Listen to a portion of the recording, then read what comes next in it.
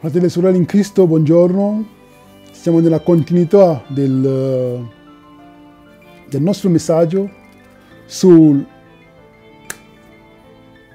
messaggio del 1888 e la giustificazione mediante la fede.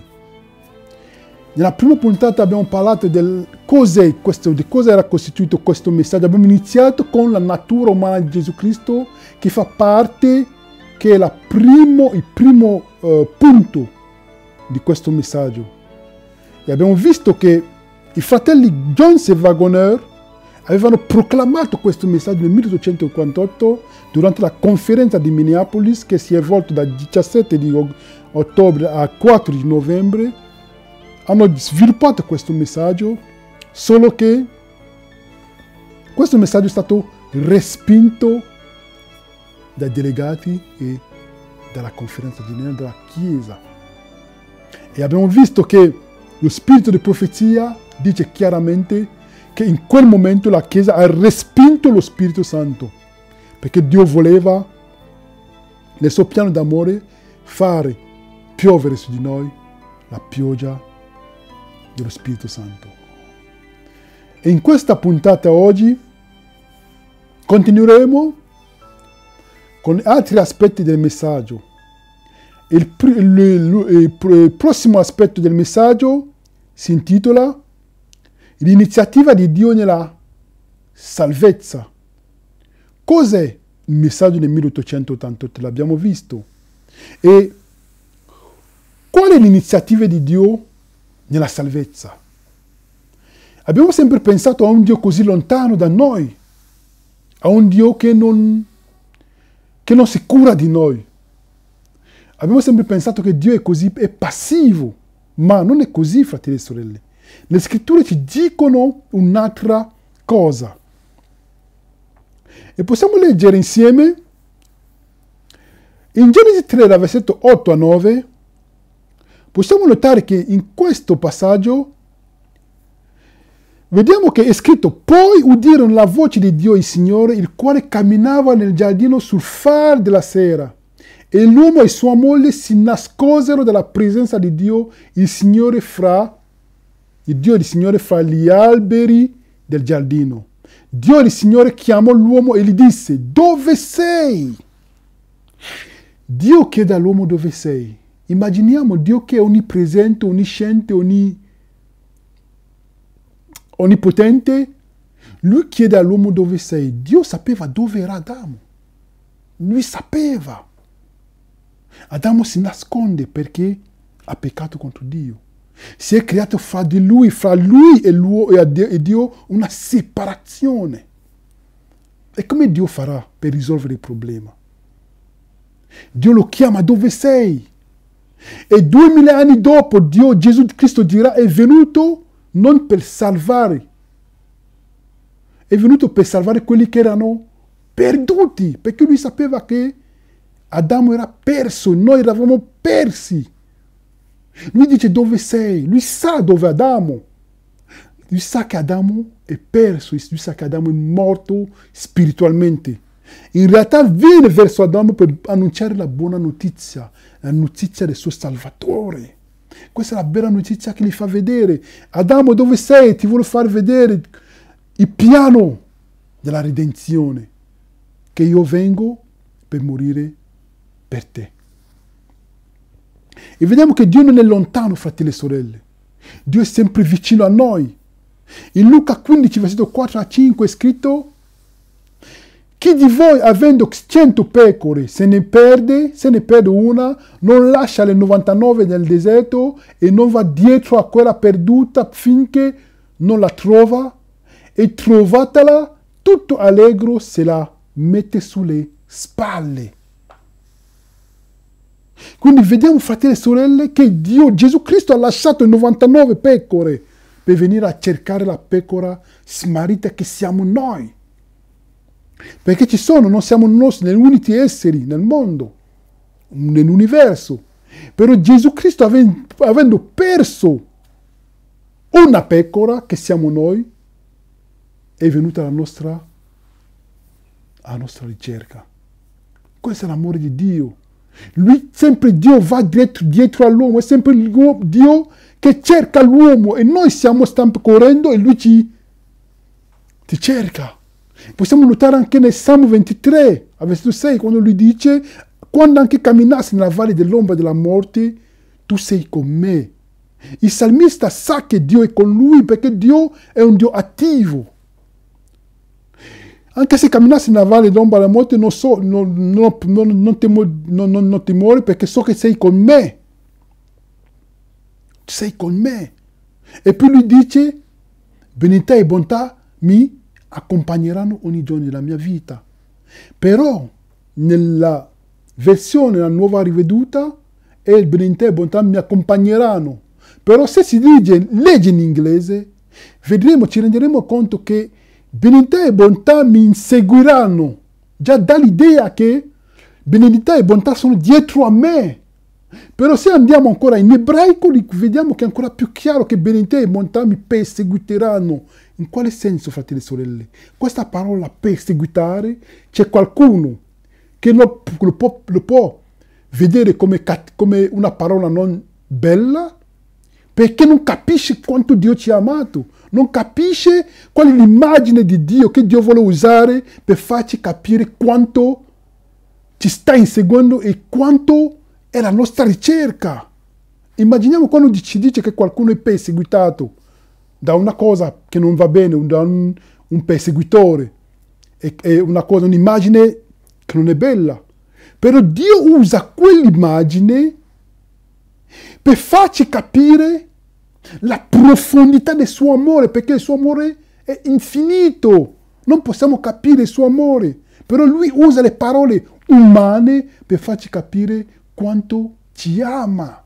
Quindi, quando si dice che bontà e bontà mi perseguiteranno, chi ha l'amore per Dio e chi è spinto dallo Spirito Santo capisce e dice gloria a Dio. Perché capisce che Dio, attraverso quella parola, vuole esprimere quanto lo insegue. Però ci lascia la libertà di poter, il libero arbitrio di poter dire sì o no. Le parole sempre usate anche quando Paolo dice io sono schiavo di Dio. La parola schiavo, schiavitù, in doulos, quando si dice in greco schiavo, la parola schiavo in realtà Paolo si richiama, si considera schiavo di Gesù Cristo, però lo fa con amore. E lui non è schiavo delle catene, ma dell'amore di Cristo, perché lui ha capito perché in realtà essere schiavo di Dio è una bella notizia. Sono i schiavi, i doulos, che sono, oppure i servitori, come si dice i servi di Dio, o schiavi di Dio, servi di Dio, schiavi di Dio è la stessa parola. Però servi di Dio non è ben usato. Diciamo, schiavo di Dio sono quelli che in Apocalisse 7 hanno, Dio dice, tenete i 4 venti finché i figli miei siano sigillati. I servi di Dio siano sigillati. Quindi i servi di Dio chi sono? Gli schiavi di Dio. Ma schiavi in che senso? Schiavi di Dio perché non dipendono più, hanno crocifisso la carne. Si dice in Romani 6. Un servo di Dio chi è quando tu, come è scritto in Romani 16, versetto 6, quando tu obbedisci a qualcuno, diventi o schiavo della persona a chi obbedisci, o del peccato che conduce alla morte, o della giustizia che conduce alla vita. Quindi dobbiamo essere schiavi di qualcuno per forza, o del peccato, o della giustizia che conduce alla vita. Quindi una bella notizia è essere schiavo di Dio, perché Dio è una schiavitù che non è umana, ma è con libertà. Quindi Dio ci sta sempre correndo dietro. Dio è attivo nel piano della salvezza. In Romani 2, versetto 4 è scritto: oppure disprezzi le ricchezze della sua bontà, della sua pazienza e della sua costanza, non riconoscendo che la bontà di Dio ti spinge al ravvedimento. Quindi la bontà di Dio ci spinge a ravvedimento. quanto Dio ci ama, fratelli e sorelle. Questo messaggio in realtà è per farci vedere l'amore di Dio per noi. Perché Lui sa che dopo aver contemplato quanto siamo amati, naturalmente risponderemo con amore. Perché sa che il suo amore ti spinge a ravvedimento. E il messaggio qual è? Ravvedetevi dai vostri peccati. Perché Dio vuole che ci ravvediamo dopo aver contemplato il suo amore. Perché Dio non è un Dio che sta lì con il musone, ma Lui ci cerca sempre. È un Dio attivo. Quindi il piano di Dio, lo stato, come Dio si comporta nella salvezza, e Lui è attivo e non passivo. Questo è un messaggio, uno degli aspetti del messaggio del 1888. Il prossimo aspetto di questo messaggio, fratelli e sorelle, è più facile essere salvato che essere perso. Come mai? In quale condizione sarebbe più facile essere salvato che essere perso? Questo è quello come dobbiamo capire questo. È così che dobbiamo capire. Quindi come è possibile essere come mai è più facile essere salvato che essere perso? Quelli che faranno l'esperienza di questo, fratelli e sorelle, sono quelli che avranno accettato il Vangelo eterno, il Vangelo è la buona notizia, per poter annunciare il messaggio perché per poter annunciare il messaggio, fratelli, al tuo vicino, il tuo vicino ha bisogno di sapere qual è la salvezza. Il tuo vicino non ha bisogno di sapere che brucerà per sempre, fratelli e sorelle. Quindi vediamo anche dei versetti qua.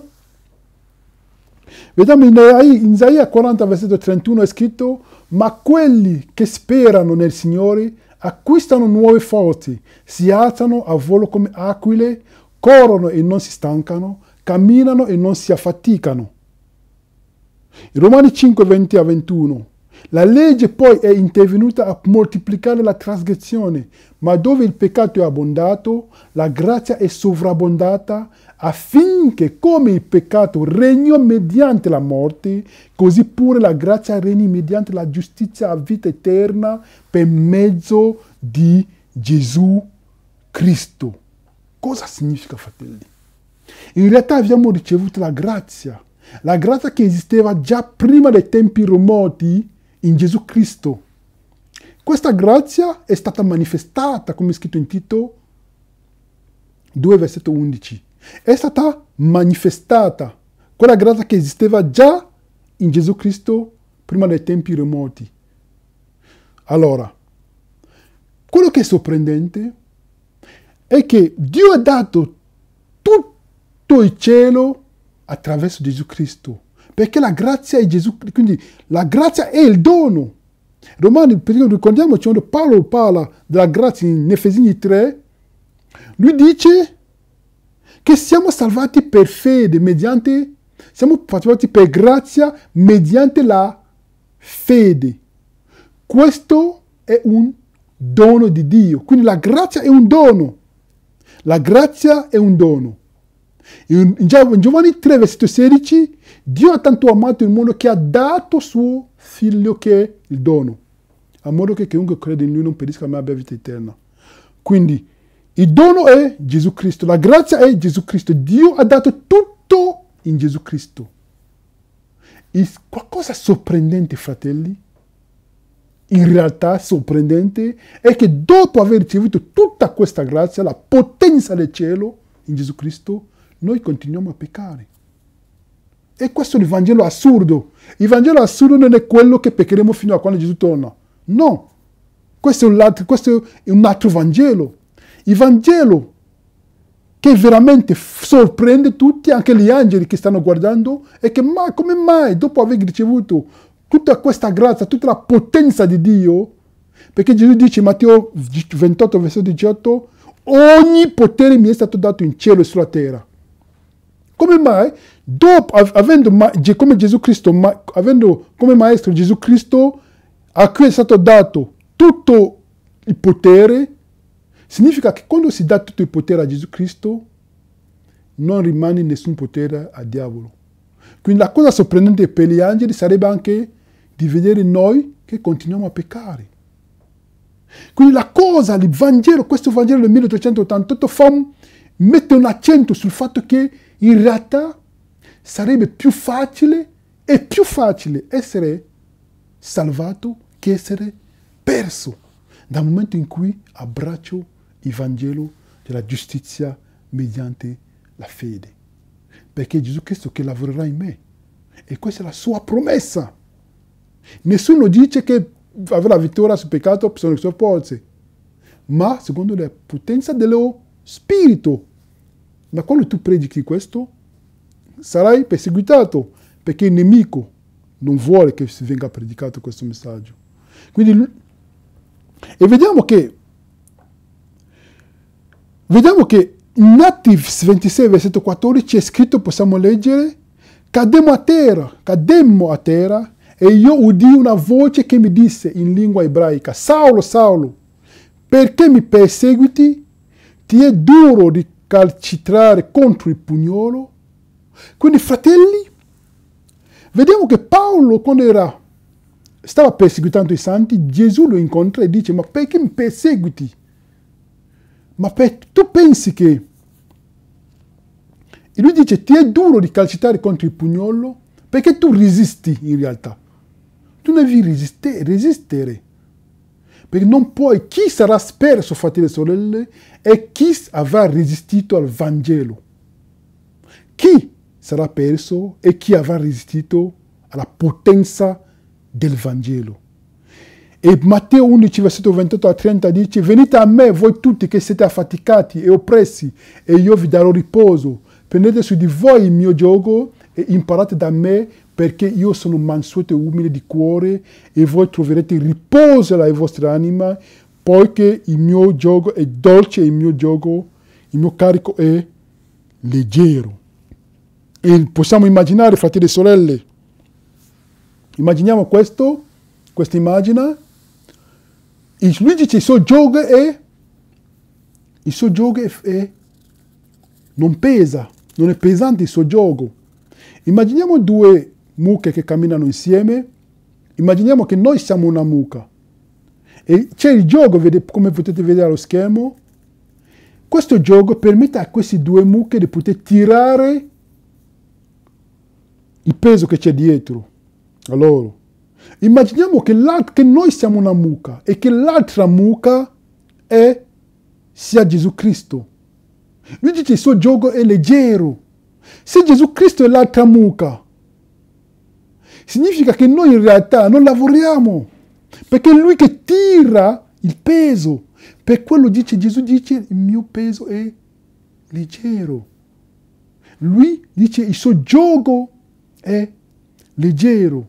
E vediamo con un'affermazione di Atti Jones che dice, quando il potere del peccato è rotto e la grazia regna, allora la grazia regna sul peccato e respinge tutto il potere del peccato. Quindi, poiché è letteralmente vero che sotto il regno della grazia è più facile fare il bene che fare il male, allo stesso modo è più facile sotto il regno del peccato fare il male che fare il bene.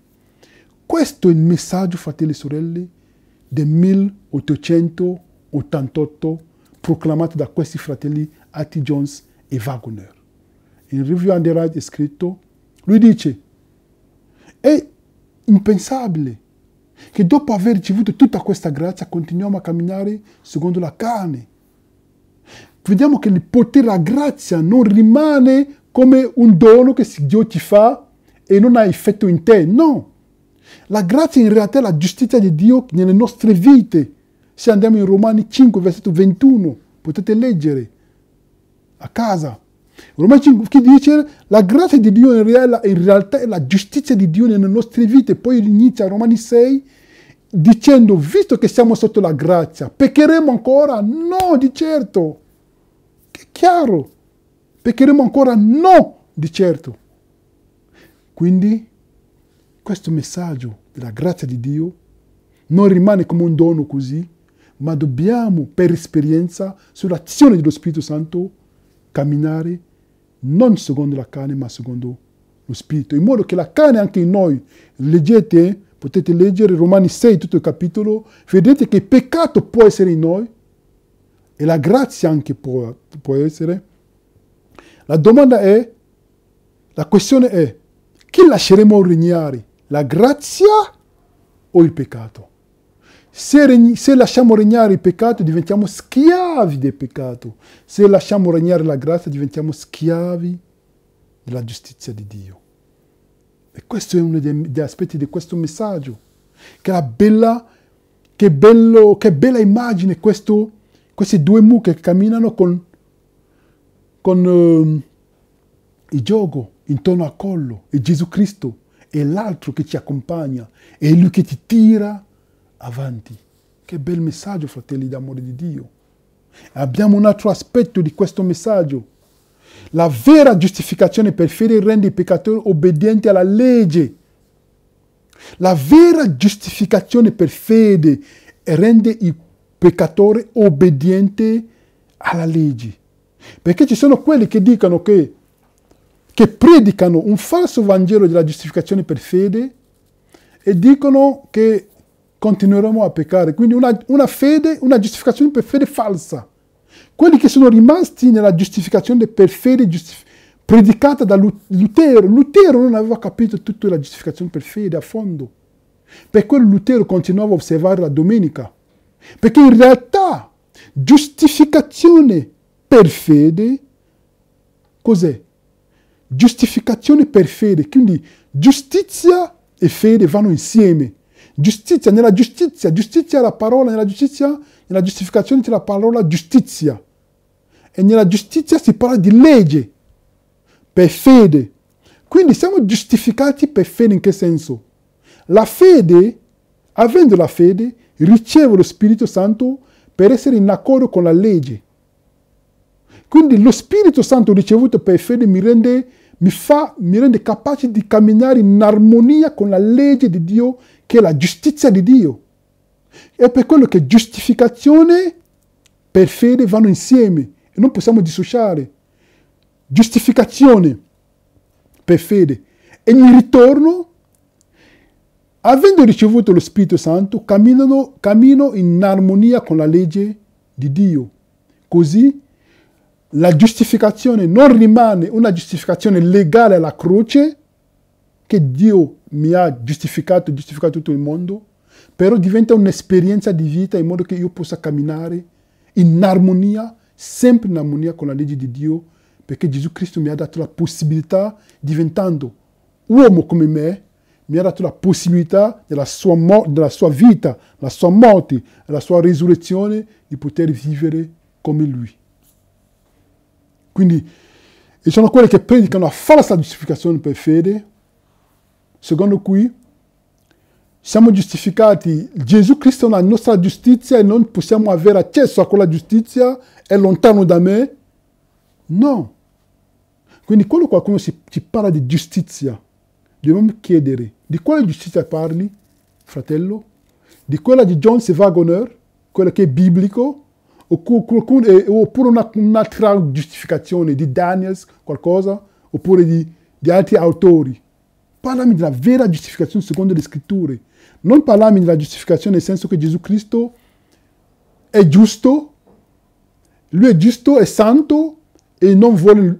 Perché allora Gesù Cristo ci chiede di essere come Lui nel carattere, essere perfetti come Lui nel carattere, perché è Lui che abiterà in noi.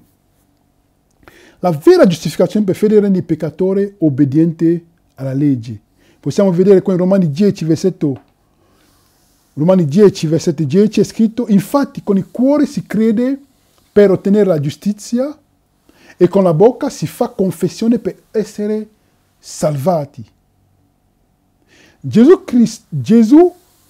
gli rispose: se uno mi ama, osserverà la mia parola e il Padre mio l'amerà e noi verremo da Lui e dimoreremo presso di Lui. In Giovanni 14, versetto 23. In 1 Giovanni 4, versetto 18, nell'amore non c'è paura, anzi l'amore perfetto caccia via la paura, perché chi ha paura teme un castigo, quindi chi ha paura non è perfetto nell'amore. Per dire cosa, fratelli e sorelle?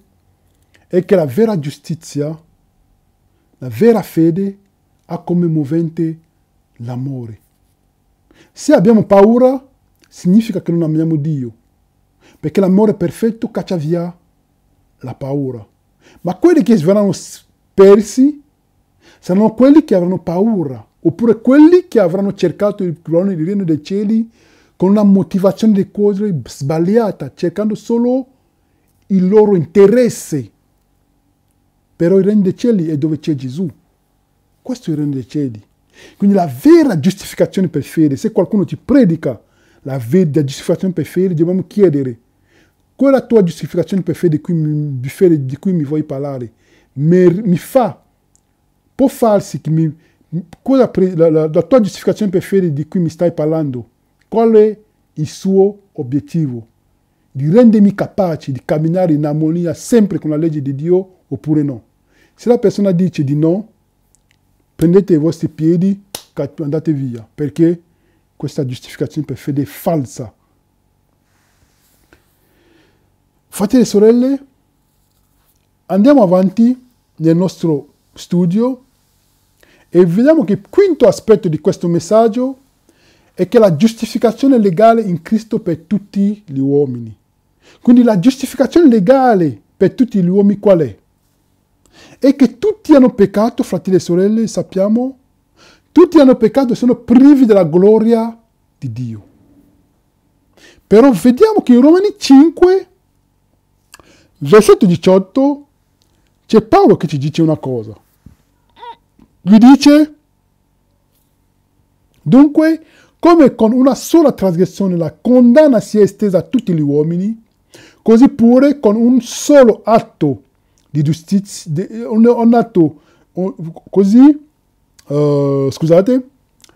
dunque come con una sola trasgressione la condanna si è estesa a tutti gli uomini, così pure con un solo atto di giustizia la giustificazione che dà la vita si è estesa a tutti gli uomini. 2 Corinzi 5, 19. Infatti, Dio era in Cristo nel riconciliare con sé il mondo, non imputando agli uomini le loro colpe, e ha messo in noi la parola della riconciliazione. Quindi, fratelli e sorelle, siamo stati in Cristo quando Lui ha riconciliato il mondo con Dio. Però non si ferma qui. Non si può fermare qui, fratelli e sorelle. Perché c'è una giustificazione legale alla croce per noi tutti. Che Gesù Cristo alla croce dice: l'uomo ha peccato, Adamo ha peccato, tutti gli uomini hanno peccato, però visto che Adamo ha peccato e che Bob non era presente, allora Bob non lo considero, non l'imputo questo. Allora, la colpevolezza. Per questo io salvo Bob senza chiedere il permesso di Bob. Quindi Gesù Cristo ci salva alla croce. Quando veniamo alla nascita, la bella notizia è che Gesù ci ha salvato. Ci ha già salvato. Però quella salvezza non deve rimanere così. Perché se trasgredisco la legge di Dio, la legge mi dice: se tu trasgredisci la legge muori. Perché il salario di peccato è la morte. È chiaro. Quindi Dio non ha chiesto il nostro permesso prima di salvarci. Ci ha salvati dal momento in cui arriviamo, siamo nati, allora la bella notizia è che siamo salvati. Gesù ci salva senza chiedere il nostro permesso. Lui risolve quella domanda, quella questione. E poi con il mio libero arbitrio devo scegliere fra la luce e le tenebre. Perché il peccato è la trasgressione della legge. Quindi come si trasgredisce la legge? Scegliendo usando il mio libero arbitrio, scegliendo le tenebre invece di scegliere la luce sulla base dell'informazione che ho ricevuto. Significa che se qualcuno pecca senza sapere, senza avere le informazioni necessarie su quella cosa, è perdonato perché Gesù è morto anche per quei peccati ignoranti, che non si conoscono, che diciamo ignoranti, sì, non sconosciuti. Però se trasgredisco la legge usando il mio libero arbitrio, scegliendo il male, invece scegliere il bene, allora quello è il peccato che mi condanna, perché Gesù è anche morto per quel peccato solo se vado a chiedere perdono, il pentimento. Però se non chiedo perdono, allora devo seguire, devo seguire le conseguenze della legge, della trasgressione della legge. Devo assumere le conseguenze della trasgressione della legge. Quindi il peccato, fratelli e sorelle, non è una cosa che non si sa che. Il peccato semplice è la trasgressione della legge di Dio. Punto e basta. Ci sono quelli che prenderanno dei testi biblici per poter fare filosofia. Oh, il giovane ricco non amava Dio. Dice, non amava Dio il giovane ricco. Perché il giovane ricco cercava il regno di Dio senza Dio. Poi ci arriveremo quando parleremo dei due patti, le due alleanze. Lui cercava Dio, non amava in realtà Dio, perché il comandamento dice ama Dio con tutte le tue forze. E l'amore di Dio, quando abbiamo visto, se mi amate, osserverete i miei comandamenti. Lui osservava i comandamenti senza avere come motivo l'amore, perché abbiamo visto che la fede deve avere come movente l'amore. Lui non amava Dio, quindi ha trasgredito la legge di Dio nel cuore. Quindi il giovane ricco ha trasgredito la legge di Dio. È semplice.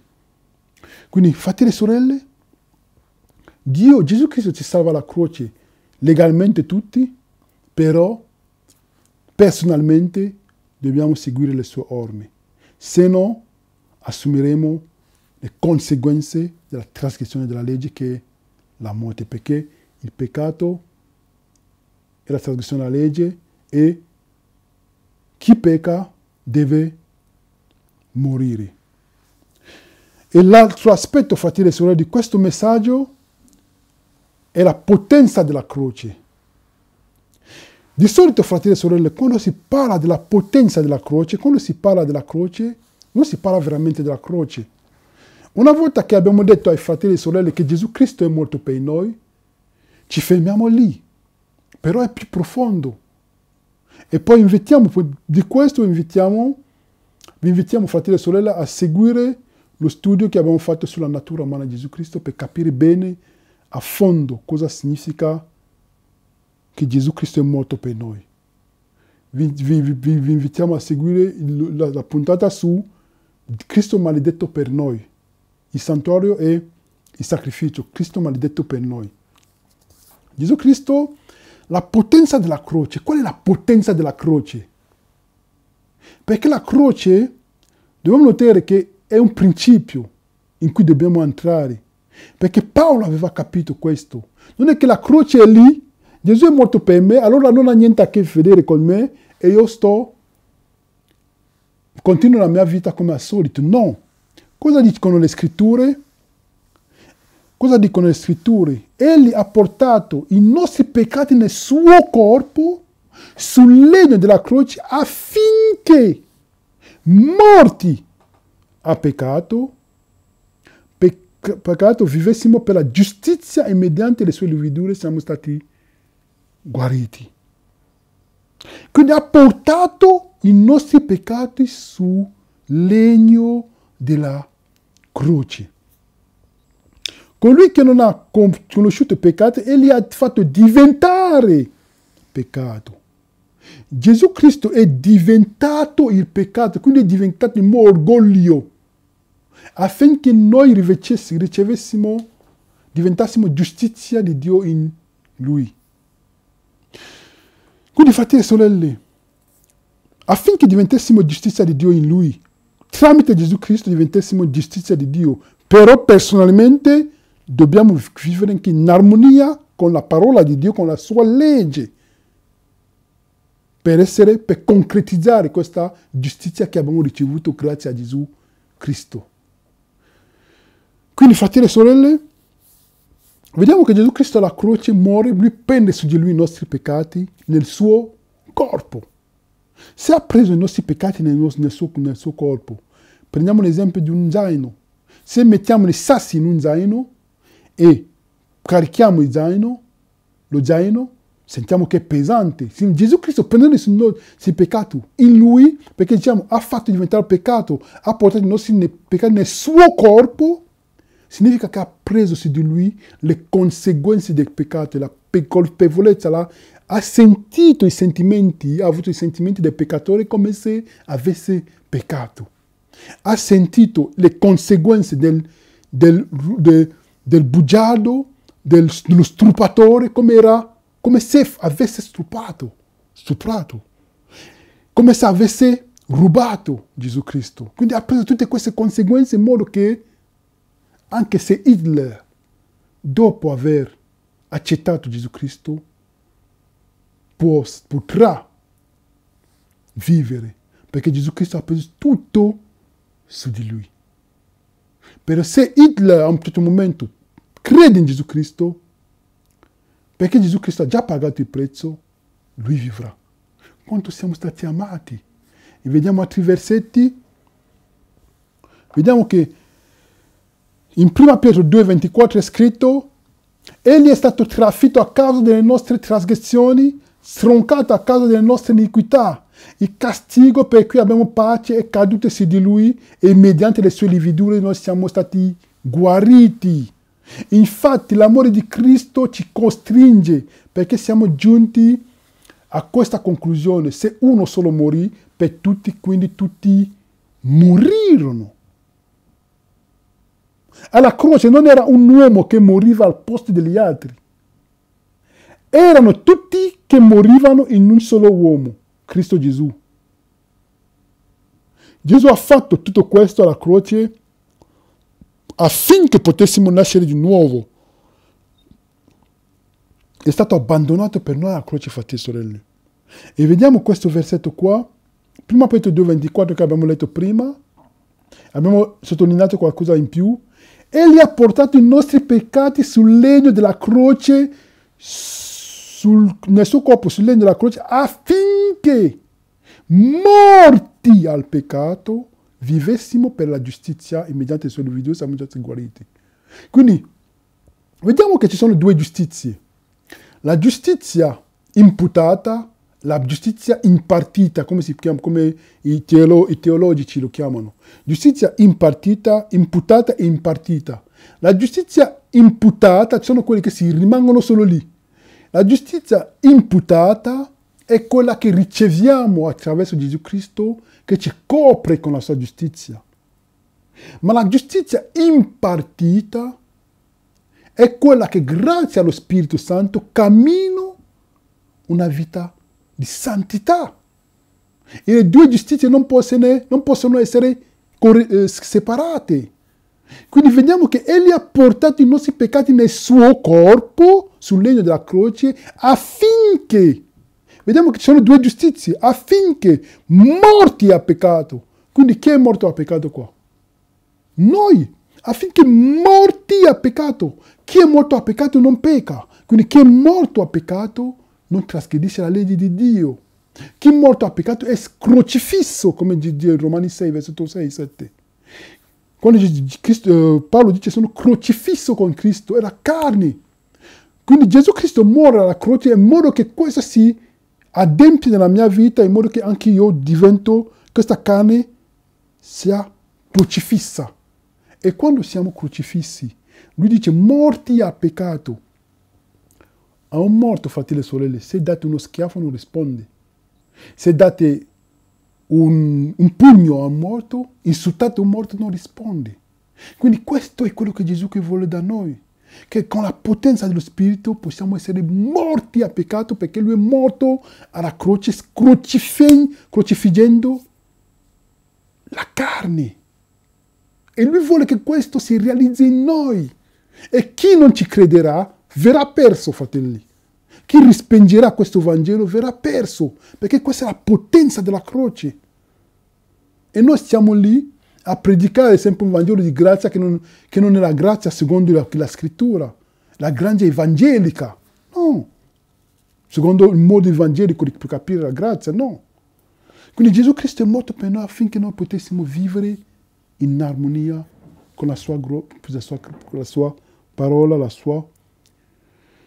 il suo comandamento, che noi diventassimo morti al peccato. E il prossimo aspetto di questo messaggio parla della nuova alleanza. La nuova alleanza è il Vangelo eterno. Cos'è la nuova alleanza? Ci sono i fratelli e sorelle in Cristo che oppongono la grazia e la legge. Oppongono la legge e il Vangelo. Quando in realtà, fratelli e sorelle, questi fratelli fanno delle questioni dei patti una questione di tempo e di spazio.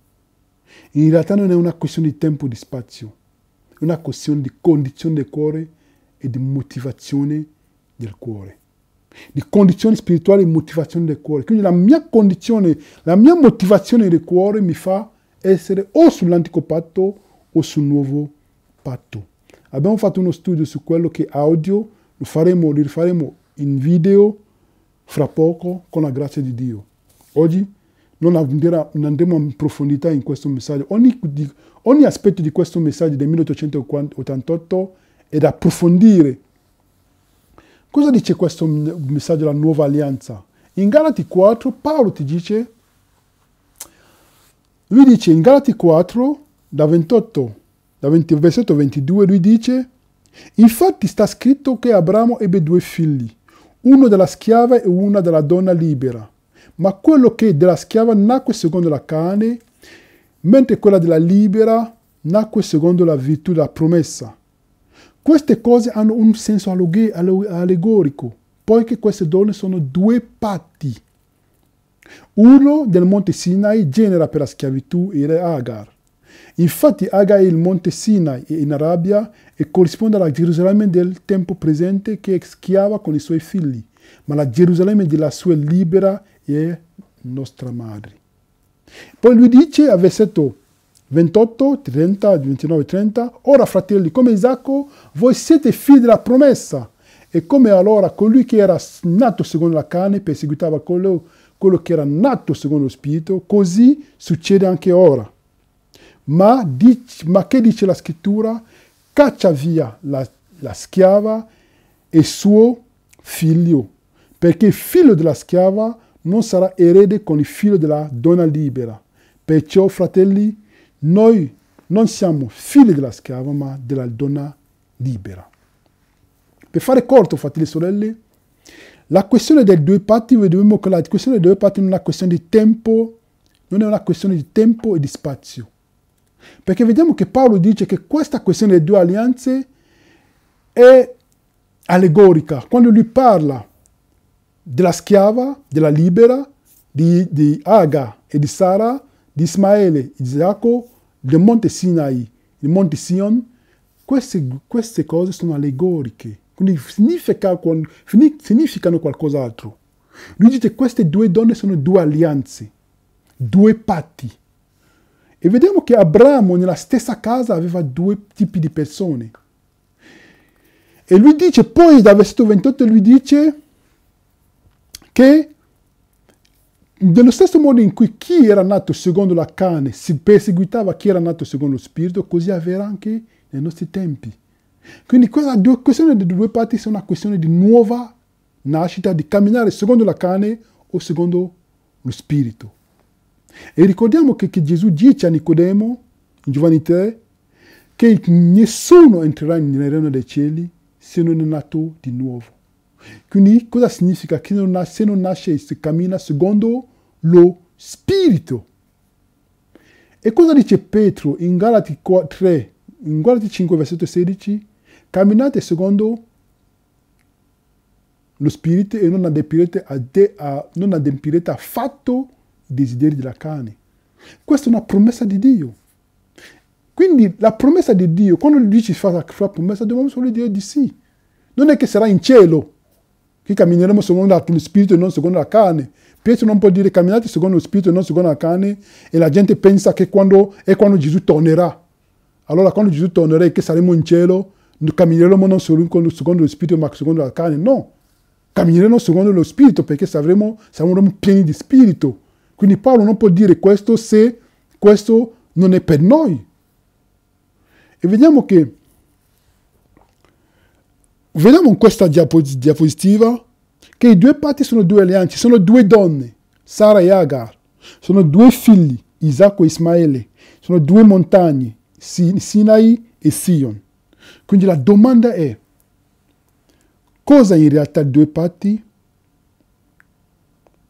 Il vecchio patto è nascere secondo la carne, il nuovo patto è nascere secondo lo spirito.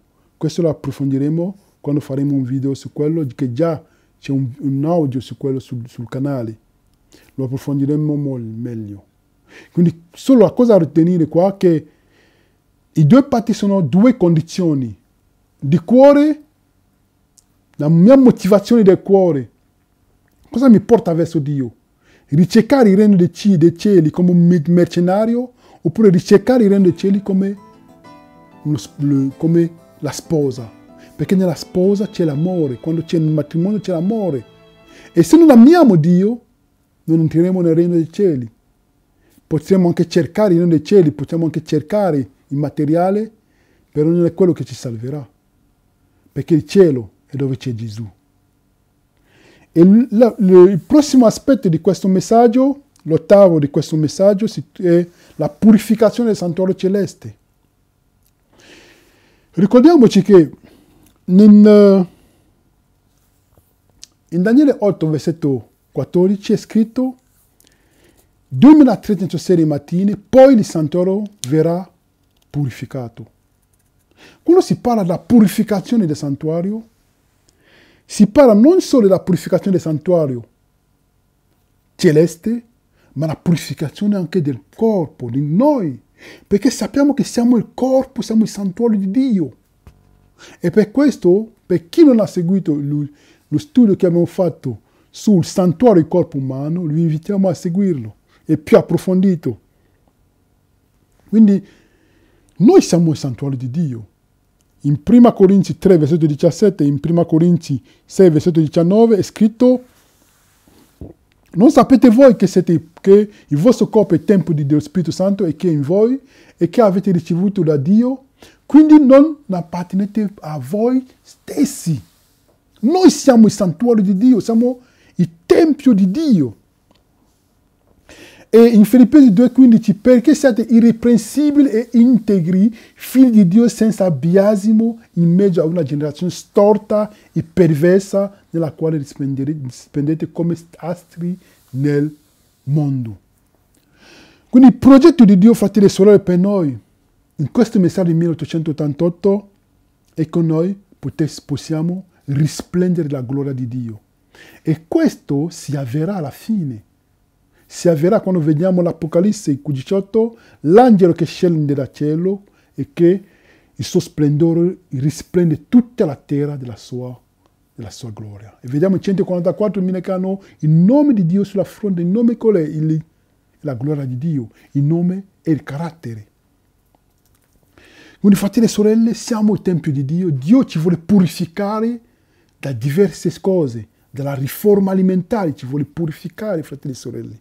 Ci sono quelli che non hanno accettato Dio, che non sono convertiti di cuore, i pastori che non sono convertiti di cuore, che fanno di tutto per combattere il messaggio, incitando gli altri a seguire il loro esempio, invece di dire, potrei anche accordare il beneficio di dubbio a chi non ha ancora accettato il messaggio perché non è ancora arrivato, forse deve ancora camminare, deve ancora fare la sua strada.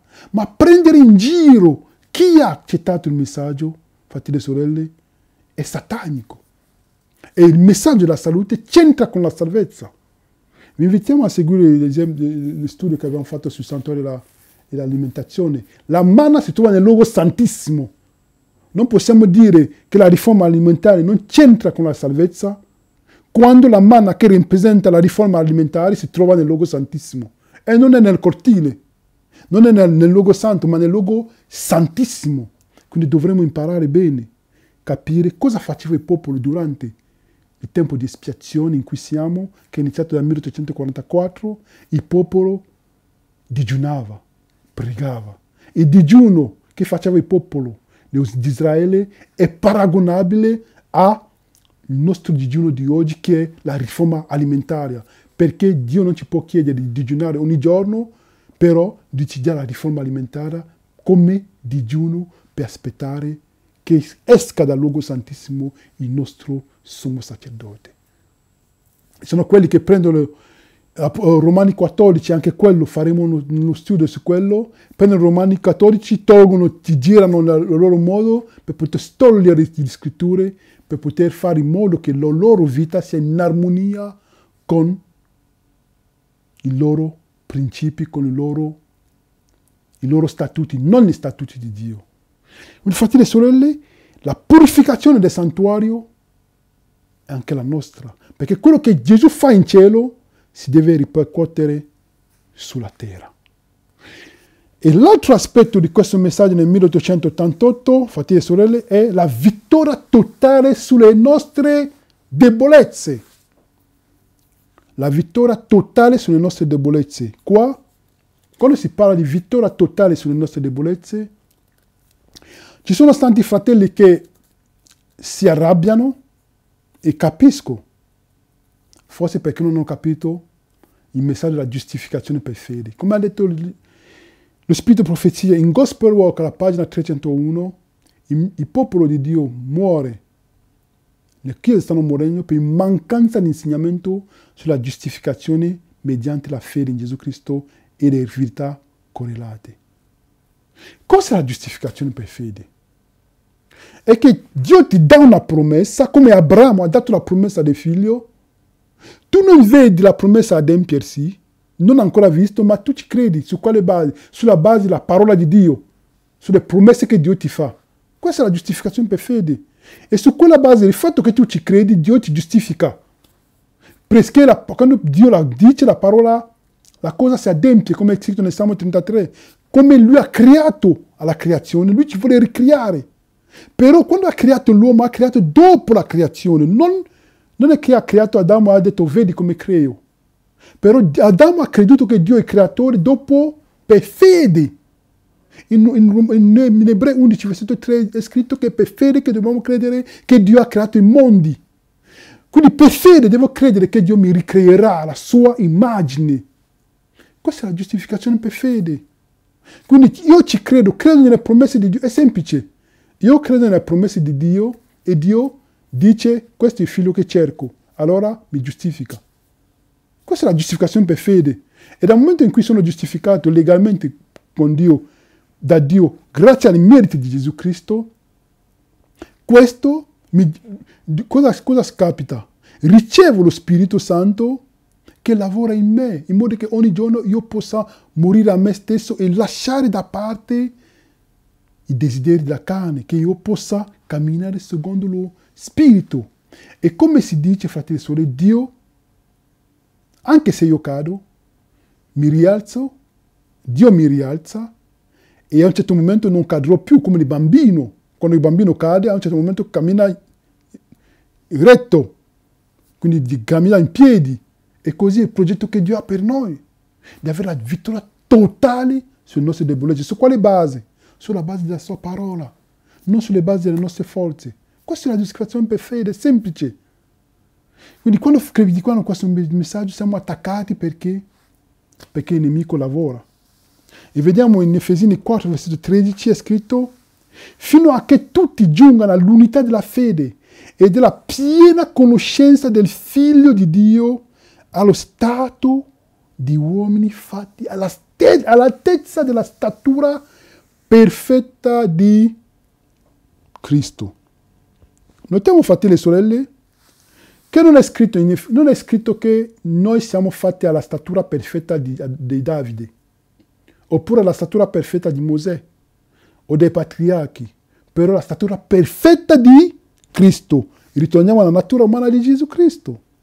Non possiamo essere fatti alla statura perfetta di Gesù Cristo se non siamo umani come Gesù Cristo e se Gesù non è uguale a noi. Ritorniamo al primo messaggio. del messaggio del 1888. Quanto è importante. Che siamo fatti la statura perfetta. Quindi Gesù, Dio vuole che raggiungiamo la maturità. Quando si parla di la statura perfetta di Gesù Cristo, si parla di maturità spirituale, che possiamo sempre scegliere fra le tenebre la luce con il libero arbitrio. Non sulla base delle nostre potenze, non sulla base delle nostre forze, ma sulla base della potenza dello Spirito Santo. In 1 Corinzi 10, versetto 13 è scritto: nessuna tentazione vi è colta che non sia stata umana. Però Dio è fedele e non permetterà che siate tentati al di là delle vostre forze. Ma con la tentazione vi darà anche la forza di uscirne affinché la possiate sopportare. Questa è la promessa.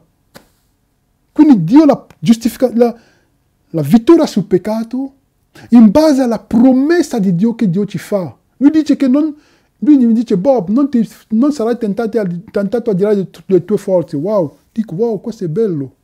Quindi significa che ogni momento che sarai tentato, e che penso a questo versetto? Penso che in realtà mi ritorna in mente che non posso essere tentato a dire le mie forze. Quindi questo mi dà la forza di poter scegliere, perché abbiamo sempre la libera scelta. È bellissimo. Sulla base dello Spirito Santo, la forza dello Spirito Santo, scegliere bene. Apocalisse 14, versetto 12. Qui la costanza dei santi che custodiscono i comandamenti di Dio è la fede di Gesù. È la fede di Gesù. Non la fede di qualcun altro, la fede di Gesù.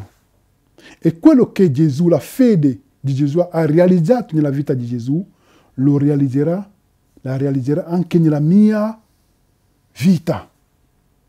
E abbiamo qua, in 2 Pietro 11, versetto 14, poiché dunque tutte queste cose devono risolversi, quali non dovete essere voi per santità di condotta e per pietà, mentre attendete e aspettate la venuta del giorno di Dio, in cui i cieli infuocati si dissolveranno e gli elementi infiammati si scioglieranno, ma secondo la sua promessa noi aspettiamo nuovi cieli e nuova terra, noi nei quali abiti la giustizia. Perciò, carissimi, aspettando queste cose, fate in modo di essere trovati da Lui immacolati e irreprensibili nella pace.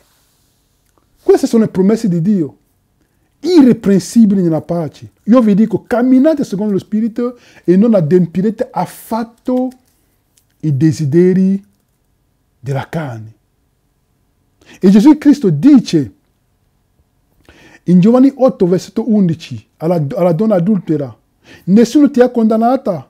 Ella rispose: nessuno, Signore. E Gesù le disse: neppure io ti condanno.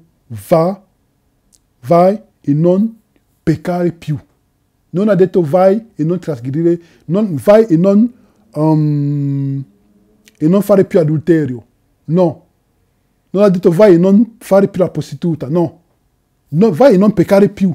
Se andate nel linguaggio, nella versione originale, nella Strong, vedete nella versione Strong, vedete che la parola peccare qua è la stessa parola, la stessa radice usata quando Giovanni dice in 1 Giovanni 3, versetto 9, chiunque è nato da Dio non persiste nel peccato. No, non è più la versione originale. Non commette peccato perché il seme di Dio rimane in lui. Non può peccare perché è nato da Dio. La parola peccare qua è la stessa radice che Gesù usa in Giovanni 8, versetto 11. Vi invito ad andare a vedere voi stessi. Perché qualcuno ha detto, no, quando Gesù ha detto alla donna adultera vai e non peccare più, in realtà Gesù voleva dire e vai e non commettere più, non fare più la prostituta. No, è falso. Non peccare più ha la stessa radice, quindi vai e non trasgredire più la legge di Dio. Più chiaro di così? È chiaro, ma la gente non vuole accettare.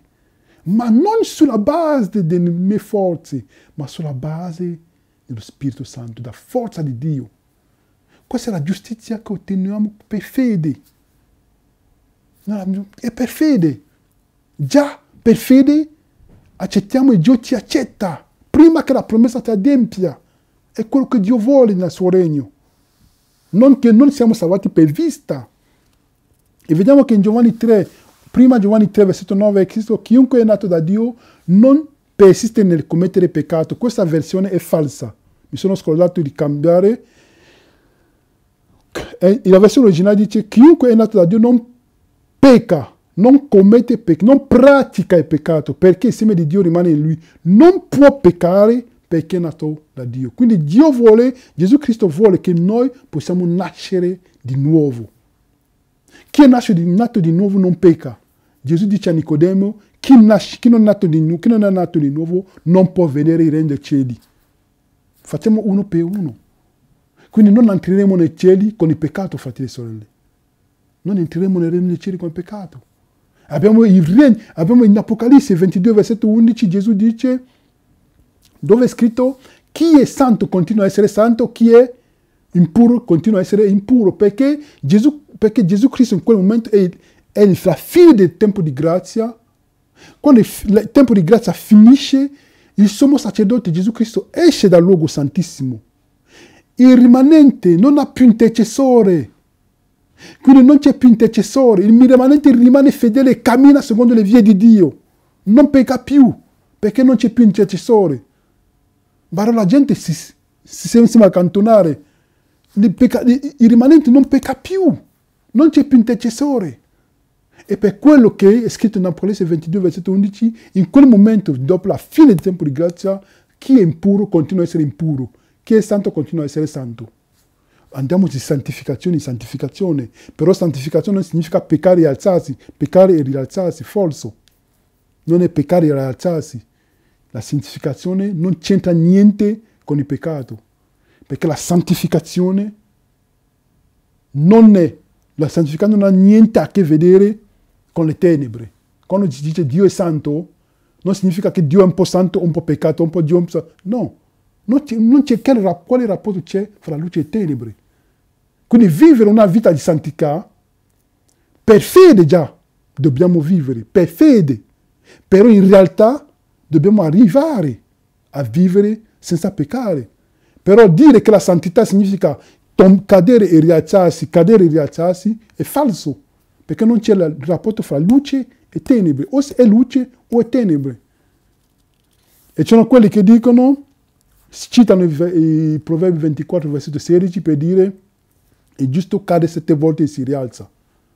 Abbiamo fatto una piccola meditazione su quello e vi invitiamo a seguire, a guardarla. Il giusto cade 7 volte. La parola cadere non c'entra niente con il peccato. Non è la parola peccato. Cioè, la parola cadere. Il giusto cade 7 volte. Perché? Vi invitiamo ad andare a seguire quella piccola meditazione. E abbiamo il 10° punto, per concludere, il pentimento della Chiesa. Ricordiamo, fratelli e sorelle, che la Chiesa della Odicea è un rimprovero da parte di Gesù Cristo in Apocalisse 3, dove Gesù dice: io conosco le tue opere, tu non sei né freddo né fervente. O fossi tu pur freddo o fervente. Versetto 16, così perché sei tiepido e non sei né freddo né fervente, io ti vomiterò dalla mia bocca. Tu dici: sono ricco, mi sono arricchito e non ho bisogno di niente. Tu non sai invece che sei infelice fra tutti, miserabile, povero, cieco e nudo. E cosa dice? Gesù rimprovera la sua Chiesa e dà un consiglio alla sua Chiesa. Dice: perciò, versetto 18, ti consiglio di comprare da me dell'oro purificato dal fuoco per arricchirti. Cos'è l'oro purificato dal fuoco? È la fede di cui stiamo parlando. Si trova in prima Pietro 1, versetto 7. Cos'è l'oro? È la fede. E le vesti bianche per vestiti e perché non appare la tua vergogna la vergogna della tua umiltà. Quindi Gesù Cristo dice alla sua Chiesa di comprare da Lui delle vesti bianche. Cosa sono questi vesti bianchi? È la giustizia di Cristo. Stiamo parlando della giustificazione per fede. Compra da me dell'oro purificato dal fuoco, che è la fede. E le vesti bianche è la mia giustizia, giustificazione per fede. Questo è il problema dell'Odicea, che pensa di conoscere, pensa, invece di stare a sta scritto, fa filosofia, cita dei grandi di questo mondo, fra virgolette, i filosofi, Paolo Coelho e altri. Non fare partire le sorelle, dobbiamo andare alle scritture. Il popolo ha bisogno della parola che dà vita, perché questa parola è vita. Non ha bisogno dei pensieri di altri per avere la vita. Il popolo ha bisogno della parola che dà vita, che è il seme, che deve essere seminato per poter più tardi dare del frutto che è degno di pentimento, il frutto dello Spirito. E con questo, fratelli e sorelle, che vi auguriamo a tutti un buono studio di approfondimento di questo messaggio. Abbiamo anche qua, per concludere, il messaggio c'è lo Spirito di profezia che dice in Select Message, pagina 276 in francese e 234 in inglese. Lei dice: il rifiuto di rinunciare alle idee preconcette e di accettare la verità spiega in gran parte l'opposizione che ha incontrato a Minneapolis il messaggio del Signore presentato ai fratelli Jones e Waggoner. Suscitando questa opposizione, Satana è riuscito in larga misura a privare il nostro popolo dello straordinario potere dello Spirito Santo che Dio desiderava ardentemente comunicare con loro. Abbiamo resistito alla luce che deve illuminare il mondo intero con la sua gloria. Questo è il messaggio dello spirito di profezia, fratelli e sorelle. E vediamo qua che lo spirito di profezia dice ancora in Materials, 1890, pagina 913 del 1888, dice: il Signore fece appello al suo popolo. In un modo molto marcato ha rivelato la sua presenza divina, ma il messaggio e i messaggeri non furono ricevuti ma disprezzati. Rifiutando il messaggio dato a Minneapolis, gli uomini hanno commesso un peccato. È così chiaro, fratelli e sorelle. Hanno commesso un peccato molto più grande, mantenendo lo stesso odio contro i messaggeri di Dio per anni, rifiutando la verità che lo Spirito Santo ha presentato loro. Questo è stato il messaggio del 1888, fratelli. Oggi abbiamo fatto il messaggio in sé.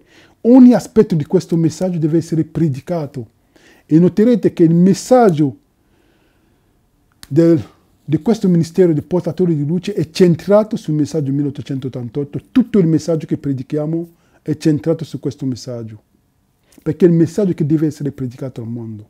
Il messaggio della giustificazione mediante la fede, per preparare il popolo. Quindi, fratelli e sorelle, vi esortiamo ognuno di voi a andare a indagare per ogni aspetto di questi 10 punti, di sviluppare questi 10 punti, di condividere con i nostri fratelli che sono anche nelle altre denominazioni, in modo che anche loro possano, in modo che loro anche possono non morire di fame, ma essere nutriti dal grano che avremo messo nei granai, aspettando i tempi di disgrazia, i tempi di fame e di carestia. E con questo, fratelli e sorelle, che vi auguriamo a tutti un buono studio in Gesù Cristo, il nostro unico Salvatore.